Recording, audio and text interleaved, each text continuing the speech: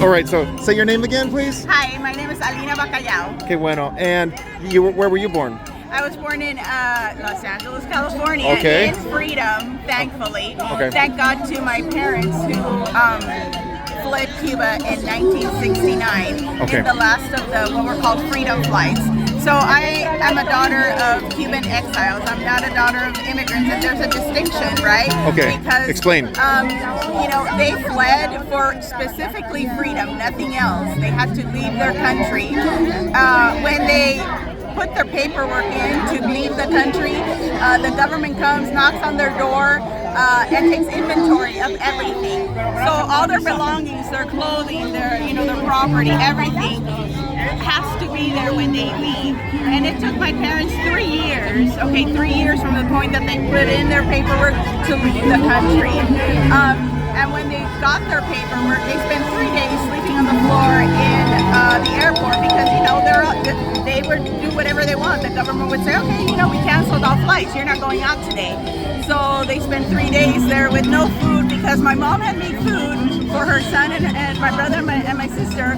And, the military, they stole it. So they were there without food. They were at the airport in Cuba. Yes, in Okay. Cuba for 3 days.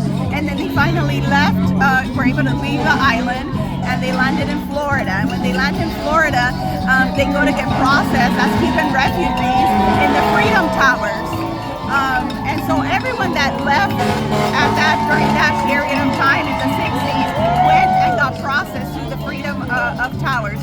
Today, that building has been refurbished, and there's an exhibition, a permanent exhibition that houses pictures, videos. It has a replica of the office where you would get processed. And so I actually visited that a few weeks ago, and the moment I walked through, I just started crying because it just brought so many memories of what my sister and my brother and my parents told me about that period in their time. But so why did your mom, dad, your older siblings, did they stay in Florida for a period of time, or they just went over to California? Straight to California. What brought them here? They had family here. Okay.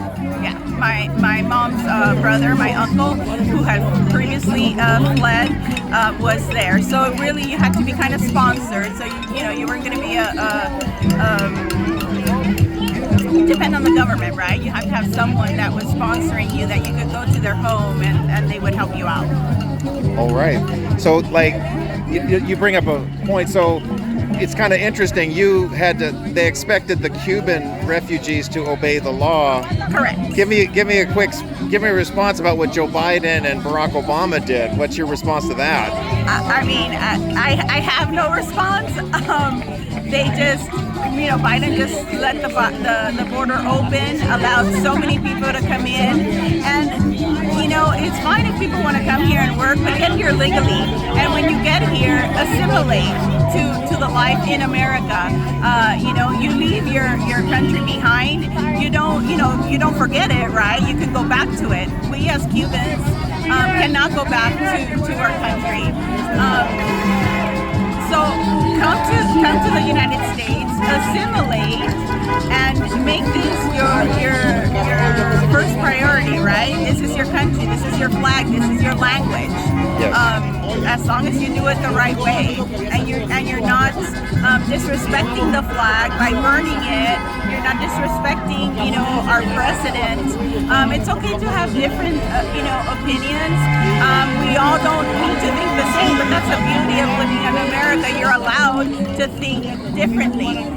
The left expects us to think like they think, and if we think differently, they're all about being inclusive, right? But the moment you start to debate with one of them, because you think differently, because you supported Trump, you're a racist, and automatically you're going to get pushed out, right? So. Yeah, horrible.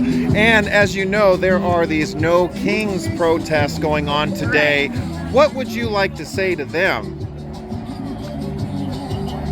You guys are. You know what? You're right. We don't have a king, right?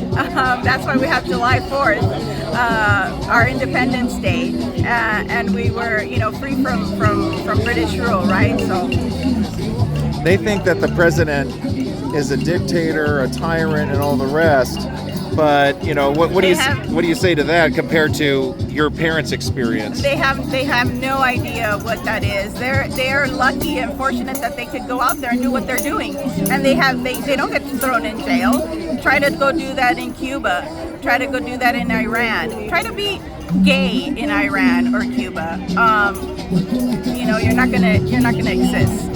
Wow. Thank you so much for your Thank time. you. I appreciate it. Thank you for coming. I really appreciate it.